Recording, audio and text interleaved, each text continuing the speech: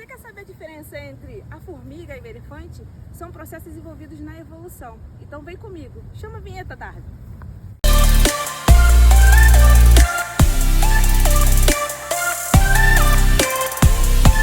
Olá, galerinha curiosos e biololocos. Eu sou a Raquel, bióloga, e na aula de hoje vamos falar sobre seleção natural. Quando falamos de seleção natural, não podemos esquecer sobre Charles Darwin, o pai da evolução. Ele fez uma viagem ao redor do mundo a bordo do navio Beagle. Durante essa viagem, ele coletou muitos animais, plantas, fósseis e diferentes locais onde o navio passou, inclusive pelo Brasil. Choquem, ele passou pelo Brasil. Com base em muitas observações da natureza e reflexões, Darwin chegou a duas ideias centrais da sua teoria da evolução, que foi posta no seu livro Origem das Espécies. A primeira ideia central é a ancestralidade comum. Darwin ficou impressionado com a fauna do arquipélago de Galápagos e principalmente com as espécies de tentilhões, pássaros que ocorrem nas diferentes ilhas. A semelhança entre as espécies de tentilhões levou a Darwin a supor que todas elas se diferenciaram de um grupo ancestral comum, que teria migrado do continente para essas ilhas. O raciocínio dele foi que em cada uma das ilhas, as populações colonizadoras estiveram sujeitas a pressões ambientais específicas e distintas ao longo de gerações, o que justificaria as variedades ou espécies diferentes.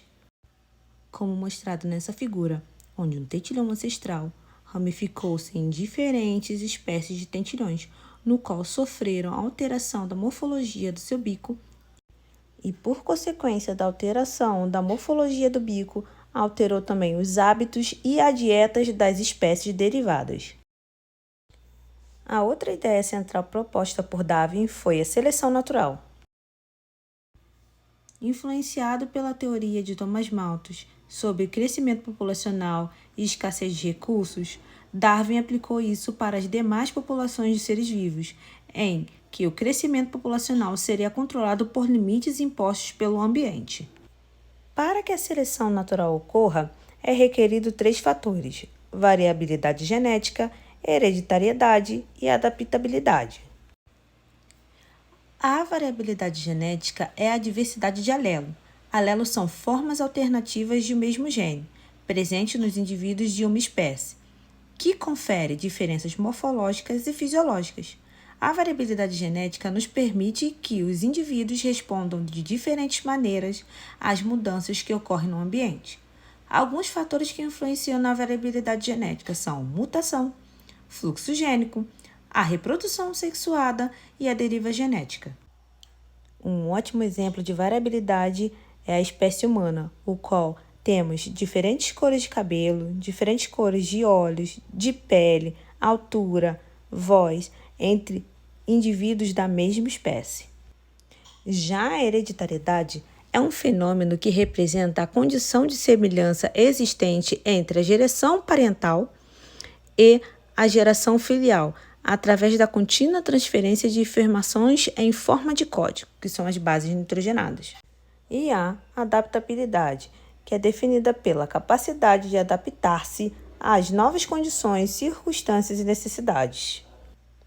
A seleção natural pode ser dividida em tipos, onde temos a seleção estabilizadora, seleção direcional, seleção disruptiva e seleção sexual.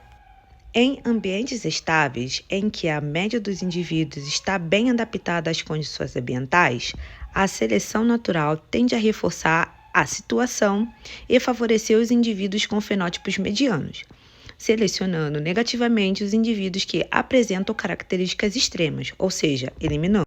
A seleção natural estabilizadora ela tende realmente a podar os extremos, fazendo com que os indivíduos que estejam em condições medianas seja a condição ótima. Como é mostrado no gráfico, onde a população original, que é a população que está na linha tracejada, ela tende a encurtar seus extremos, e a população que é evoluída, derivada dessa população originária, ela tende a ficar nessa faixa verde, que é a faixa intermediária, ou seja, vai podando os extremos, como eu disse anteriormente. Vamos imaginar uma população de grilos de cor verde, eles conseguem se camuflar bem entre as folhas para se proteger dos predadores. E isso é uma vantagem em frente aos grilos de cor verde claro e cor verde escuro, que ficam mais expostas à predação.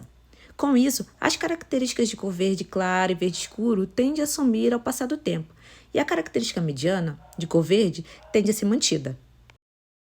O ambiente seleciona esses grilos como os mais adaptados. A seleção direcional acontece quando ocorrem mudanças ambientais e um fenótipo que antes era desfavorável agora passa a ser favorecido. Note que no gráfico, a população que ocupava anteriormente ao extremo, ela tende a direcionar-se para o meio onde ocupa as condições ótimas para que a população se perpetue. Eu vou trazer um exemplo bem fácil. Nas populações bacterianas, sempre estão surgindo, por mutações, bactérias capazes de resistir aos antibióticos.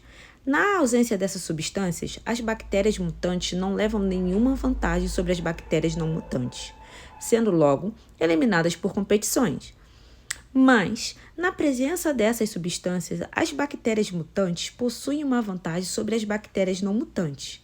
É assim, sobrevivem e não precisam mais competir por recursos, multiplicando-se facilmente e mantendo-se no meio.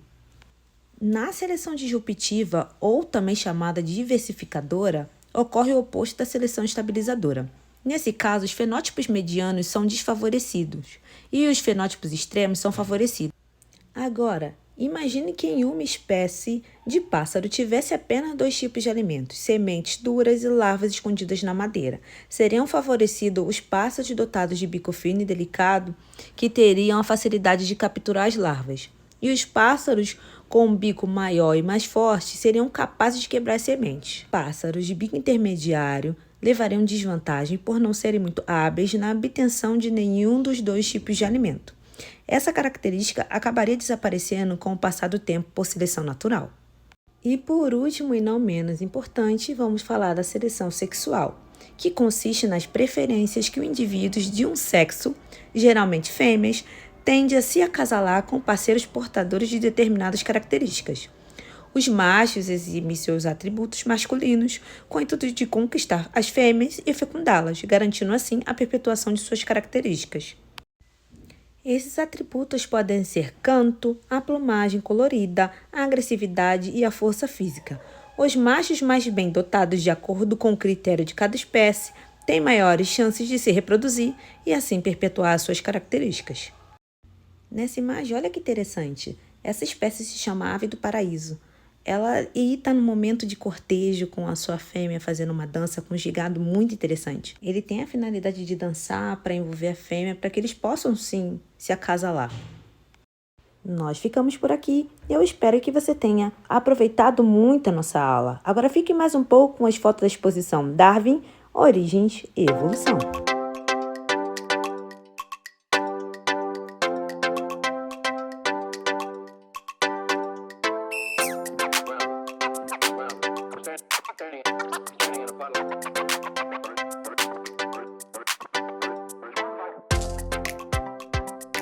Tchau, tchau, um grande abraço e até a próxima!